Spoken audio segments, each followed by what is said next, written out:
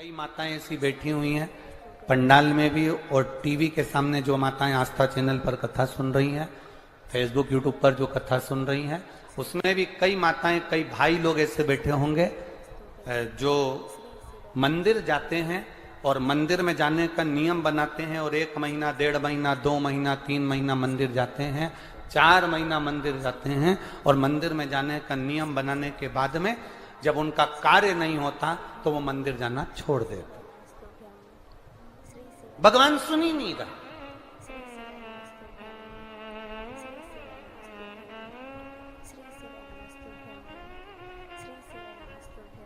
कई लोग पत्र भी लिखते हैं, ऐसा नहीं कि पत्र नहीं लिखते, कई लोग पत्र में लिखते हैं, गुरुजी हम 4 महीने से मंदिर जा रहे थे, गुरुजी हम 3 महीने से मंदिर जा रहे हैं, हम 5 महीने से मंदिर जा रहे हैं, भगवान तो हमारी सुन ही नहीं रहा। भगवान से हमारा कौन सी दुश्मनी है जो भगवान ने सारा दुख हमको दे दिया, भगवान हमारी सुन ही नहीं रहा।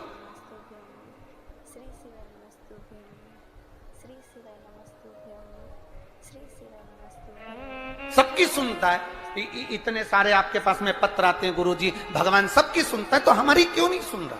हम भी तो मंदिर जा रहे हैं, हम भी तो भगवान को जल चढ़ा रहे हैं, हम भी तो भगवान के मंदिर में झाड़ू लगा रहे हैं, हम भी तो भगवान के मंदिर में पोछा लगा रहे हैं, हम भी तो भगवान का श्रृंगार कर रहे हैं, फिर भगवान हमारी सुनता क्यों नहीं है?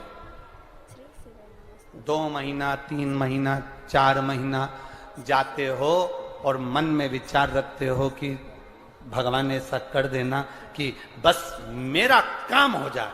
भगवान भी मन में सोचते हैं तो चिंता मत कर, तेरे यहाँ किसी की दुकान हो तो उस दुकान को एक बार देखना। एक दुकान में सेठ जी बैठा रहता है, उसको घर पर 5 लाख रुपए पहुंचाना। समझना जरा बहुत अच्छे से, सेठ जी दुकान पर ऑफिस में, और उसको 5 लाख रुपए अपने घर पर भेजना है। उसके यहां पर 15 नौकर काम कर रहे हैं।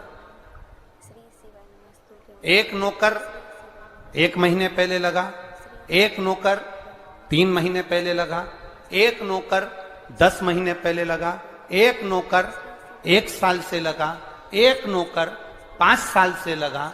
अब सेठ जी वो 5 लाख रुपए अपने घर भेजना है तो कौन से नौकर के हाथ में देंगे? बोलो रीजी जी। जो 1 महीने काम पर आया उस पर, जो 2 महीने काम पर आया उस पर, जो 3 महीने काम पर आया उस पर, जो 4 महीने काम पर आया उस पर नहीं। सेठ जी ने पुराने को बुलाया, इधर आओ इधर आओ। हाँ सेठ जी, बेटा ये बैग घर पर रख के आना, हो संभाल के ले जाना, 5 लाख रुपए सावधानी से ले जाना। जी आप चिंता मत करो सेठ जी, आप बिल्कुल चिंता मत करो। सेठ जी ने 5 लाख का बैग दिया और 5 लाख का बैग उस पुराने नौकर ने जो 2 साल से 3 साल से 4 साल से लगातार सेवा में लगा हुआ था, वो 5 लाख का बैग सेठ जी ने उसके हाथ में पकड़ाया कि ये तुम देकर आना। बस उसी तरह वो भोलानाथ और अपन उसके चाकर हैं, वो भी हमारे हाथ में इतनी जल्दी नहीं दे देता है, वो देगा जब जब आपको पूर्ण तरह से परख लेगा।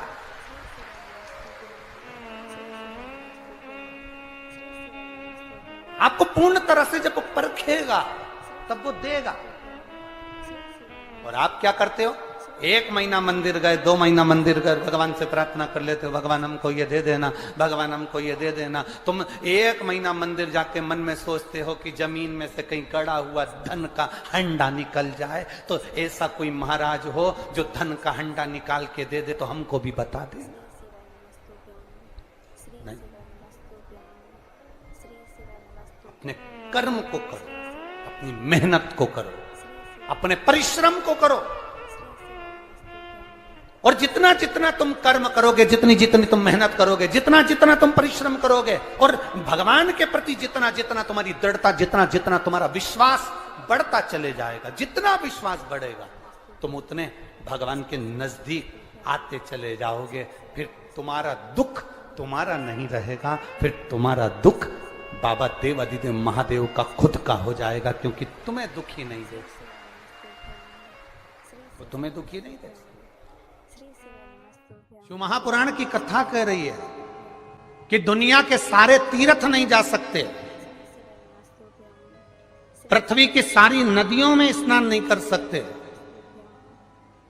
पवित्र नदियों में आप स्नान नहीं कर सकते, या किसी भी तीर्थ में जाकर एक रात्रि भी विश्राम नहीं कर सकते, या हमने जिंदगी में कोई दान करा ना करा, कोई पुण्य करा ना करा, कोई सत्कर्म करा ना करा, कोई शास्त्र पढ़ा ना पढ़ा, कोई शास्त्र सुना ना सुना, उसके बाद भी शिव महापुराण की कथा कहती है कि एक दिन में अगर मात्र एक बार भी आप शंकर के शिवालय में प्रवेश कर गए या मंदिर में प्रवेश कर गए तो सारे तीर्थ, सारी नदियां, सारे सरोवर, सारी बावड़ी, सारे तालाब, सारे कुंड के स्नान का पुण्य, दान का पुण्य प्राप्त हो जाता है, केवल शिव तत्व को प्राप्त कर लेने। शिव महापुराण की कथा कह रही है कि घर में जो दिया होता है वो दीपक भी कोई साधारण नहीं होता, उस दीपक की भी महत्वता है, उस दीपक का भी वर्णन है। महाराज एक बात और बहुत अच्छे से सुनिएगा, शायद आपकी जिंदगी को सवार हो, शायद आपके जीवन को सवार हो। मेरी जीजियों, मेरे जीजाओं, मेरी बेटियों, बेटाओं,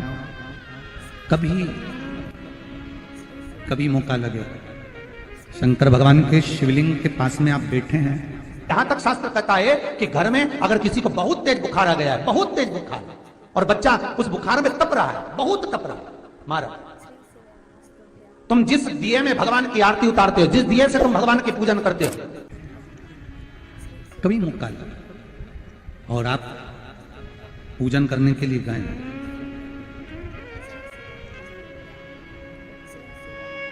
कभी पूजन करने के लिए, और आपको शंकर भगवान के शिवलिंग के पास में या शंकर भगवान के शिवलिंग के ऊपर कनेर का अगर पीला फूल देखा है ना आप लोगों ने, अरे बोलो तो जम के, देखा है? कनेर का यदि पीला फूल शिवलिंग के आसपास में या शंकर भगवान के ऊपर कहीं रखा हुआ भी दिख जाए, विषम परिस्थिति हो, बहुत हिम्मत ना हारते हो, तभी भगवान अकेले में एकांत में आप पहुंचे उनके पूजन के लिए, कनेर का पुष्प वहां रखा है, चाहे वो जलाधारी पर रखा हो, चाहे वो शिवलिंग के पास में रखा हो, शिवलिंग पर रखा हो, उस कनेर के पुष्प को अगर आप 5 जगह का स्पर्श कराकर अपने हृदय की बात कहकर वापिस महादेव को समर्पित कर देते हो तो भी मेरा महादेव तुम्हारे दुख का निवारण कर देगा। अब वो 5 स्थान, वो 5 स्थान, पहला गणेश जी, गणेश जी का जो स्थान होता है वह जगह, दूसरा षडानंद कार्तिक, तीसरा अशोक सुंदरी वाला स्थान, चौथा जलाधारी जो ऊपर से बूंद बूंद जल नीचे गिरा रही है, जया, विषहरा, शामली बारी, दौतली, देव, शंकर जी की 5 बेटियों का, और 5वें नंबर का है शंकर भगवान के, जो कैसे वर्णन किया जाए, त्रिशूल के 3 भाग होते हैं। करें दर्शन आप लोगों ने, जैसे सामने त्रिशूल लगा है, इस त्रिशूल के ऊपर देखेंगे तो 3 भाग दिख रहे हैं, नजर आ रहे हैं सबको? त्रिशूल का जो 3 भाग होता है, उस 3 भाग का जहां ज्वाइंट होता है, जहां मिलता है, एक जगह पर देखो तीनों भाग एक जगह पर मिले हुए, 3 भाग का जहां मिलन होता है, 5वां स्थान, ये 5वां स्थान, यहां पर स्पर्श कराकर शिवलिंग पर अपनी कामना कर कर श्री शिवाय नमस्तुभ्यम कहकर बाबा से अपने मन की बात कहकर जो समर्पित कर देता है, हम 3 महीना भी नहीं कहेंगे, हम तो कहेंगे अगर ज्यादा दुख है 3 दिन इंतजार करना, मेरा बाबा उस दुख को मिटाएगा। 3 महीना बहुत दूर, पर करना है दिल से। और कई तरह के दीपक होते हैं, दीपक का भी विधान वर्णन किया गया, उस दिए का भी वर्णन किया गया। यहां तक शास्त्र कहता है कि घर में अगर किसी को बहुत तेज बुखार आ गया है, बहुत तेज बुखार, और बच्चा उस बुखार में तप रहा है, बहुत तप रहा है, महाराज तुम जिस दिए में भगवान की आरती उतारते हो, जिस दिए से तुम भगवान की पूजन करते हो, उस दिए की बत्ती को नीचे डाल दीजिए और उस दिए को पानी की बाल्टी में धो दीजिए। कौन सी बाल्टी में? जिस बाल्टी के पानी से आप बच्चे को स्नान करा सको। केवल भगवान पर से ले जाकर, पास में से ले जाकर उस बाल्टी में थोड़ी देर डाल दो और उस बाल्टी के पानी से उस बच्चे को स्नान करा दीजिए। 15 से 20 मिनट, आधा घंटा लगेगा बच्चे का।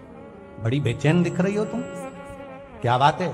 पार्वती जी कहती है देवव्रत, कश्मीर प्रदेश का एक भक्त देवव्रत बेलपत्री के वृक्ष के नीचे बैठकर आपका मंत्र जाप कर रहा। मैं आपको जगाना नहीं चाहती थी, पर बेलपत्री के वृक्ष के नीचे लक्ष्मी झाड़ू लगाती है, सरस्वती वीणा बजाती है, इंद्राणी उस बेलपत्री के वृक्ष के नीचे जल का सींचन करती है। 33 कोटि देवी देवता उस बेलपत्री के वृक्ष की जड़ में विराजमान होते हैं। इसलिए देवव्रत एक बार पंचाक्षर मंत्र बोलता है तो वो 33 करोड़ बार गिना जाता है। ऐसा बेलपत्री का वृक्ष होता है। बेलपत्री के वृक्ष के नीचे एक बार अगर भगवान का नाम लिया जाता है तो वो 33 करोड़ बार, 33 कोटि बार गिना जाता है। एक मंत्र केवल नमः शिवाय, ओम नमः शिवाय, नमः शिवाय, ओम नमः शिवाय, 33 कोटि बार गिना है। 33 कोटि, कितना सुंदर लिखा है। फिर वही वाली बात आ गई जो पहले कथा में कहा, अपने लिए अच्छा वाला घी छाट के लाना, अच्छी कंपनी का लाना, और जब यज्ञ करने बैठे, पूजन करने बैठे, हवन करने बैठे, भगवान का कोई पाठ पूजन करवाई, पूजा वाले दुकान पे बोलना कि पूजा का घी चाहिए। तो वो पूजा का सामान बेचने वाला भी चतुर था, उसने पूजा का ही घी दिया। तो इन्हें पूछा भैया ये घी कितने का? तो क्या 80 रुपए का? तो 80 रुपए का आधा किलो? तो क्या पूजा का है? विचार करिए जरा। अब और मांग कितना रही है? बस बेटा सीए में पास हो जाए भगवान, इसीलिए मैंने पूजन कराई। अब भगवान बोल रहा 80 रुपया का घी हमको लगा रही चूना, 80 रुपया का, और वो पूजन वाले की दुकान पर जाकर घी का दिया लगाइए। अगर 40 का पाठ कर रहे हो हनुमान जी का, और बहुत ज्यादा संकट है, बहुत ज्यादा परेशानी है, इसका पाठ करो तो तिल्ली के तेल का दिया लगाओ, काली तिल के तेल का दिया, तिल का तेल का दिया हनुमान जी के सामने आसन बिछाकर। बहुत तकलीफ है तो 3 पाठ प्रतिदिन करो, और एक आसन से जितने समय 9 बजे अगर आप बैठते हो पाठ करने तो 9 बजे ही बैठना है। अरे हमारे सीहोर में घड़ी पूजा की दुकान है, हम अब कई परिचित है, उनके यहाँ चले जाते हैं। हमने पूछा क्यों तुम्हारे तो सारा अगरबत्ती रखी, धूप बत्ती रखी, दिया बत्ती रखी, सारी रखी, ये घी का पैकेट भी रखा, उसमें नाम भी लिखा है, ये काय का घी असली है भगवान की? अरे गुरु जी कोई असली है? बस घी है, उस पर लिखा है शुद्ध घी। तो शुद्ध घी तो लिखा है, पर ये कितने का है? 65 रुपए का डब्बा है। हमने कितने किलो का? आधा किलो का। हमको वाह, काय के लिए होता है? क्या लोग लेके जाते हैं हवन पूजन के लिए? हमने भी सोचा वाह रे विश्वनाथ वाह, क्या किए? एक बंगला बना दो भोलेनाथ, सर्विस लग जाए भोलेनाथ, फिर के बहू का छोरा हो जाए भोलेनाथ। अब भोलेनाथ जी से पूछा ये देते क्यों नहीं? तो भगवान भी बोले बस वो पूजा वाली दुकान का 80 रुपए में काम चला रही है और ढेरों का मांग रही। अब बताओ, तुम सोचो कि भगवान क्यों प्रसन्न नहीं हो रहा? मेरा निवेदन केवल इतना सा है, तुम